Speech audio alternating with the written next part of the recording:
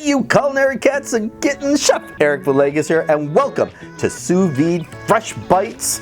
Today's recipe, chocolate pudding sous vide. Who would have thunked it? I do love me some chocolate pudding, and this recipe is super simple. And as you're gonna see at the end, I'm gonna serve it two different ways. So when you're using eggs, sous vide is the perfect way to cook these because the temperature is so fine. Within 1/10 of a degree, you can get really lovely, silky finished products using eggs and cream, making custards, that kind of thing.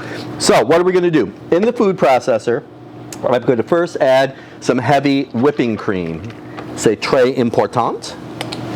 And then to that, I'm going to add some maple sugar.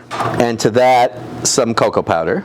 And then to that, some whole eggs and yolks. And then some pure vanilla extract.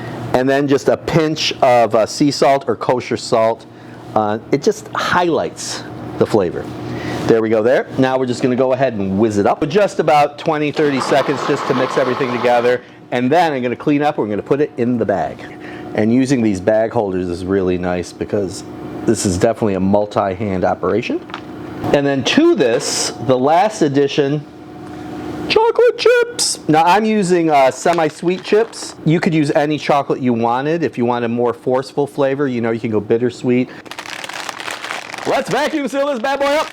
Liquids, it shouldn't be a problem, but we are full of dairy in this one. And dairy likes to foam up, so you want to make sure that it's really cold, number one. And number two, you want to make sure, by watching it, that you're not going to overfill the bag. So, drop the top. Got my finger on the stop, and I'm just going to watch.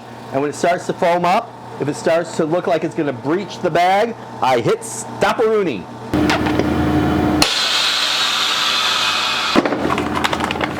Ooh, and look at that. It rose right there. That's a professional seal, my friends. All sealed up. I've got my circulator set for 82 Celsius. Drop in the bag for about 45 minutes or so, and we'll have pudding. It's ready. The pudding is chilled. Pudding in the bag. So here's what we're going to do. I'm just going to go ahead and open the bag and squirt it all into a bowl. And you can see how nice and thick it is. And that's just from the eggs and the actual chocolate.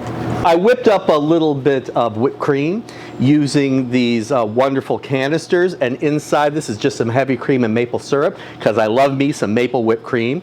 So I'm just going to shake it up a bit. And I'm going to just put a little bit right inside the base. And then I'm going to take some of our delightful chocolate pudding. And then a little more whipped cream right over the top. And let's do a little bit of garnish. Let's do a little chocolate cookie there. And I also got some lovely sprinkles, but not just any sprinkles. I've got silver and I've got gold.